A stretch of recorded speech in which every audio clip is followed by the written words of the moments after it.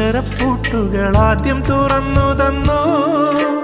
കുഞ്ഞിക്കാലടിയോരടി തെറ്റുമ്പോൾ കൈതന്നു കൂടെ വന്നു. ജീവിത പാതകളിൽ ഇനി എന്നിനി കാണും നാം.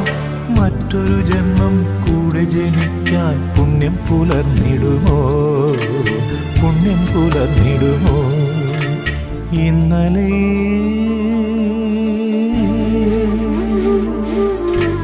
ഇന്നലെ എൻ്റെ നെഞ്ചിലെ കുഞ്ഞു മൺവിളക്കൂതിയില്ലേ, കാറ്റൻ മൺവിളക്കൂതിയില്ലേ?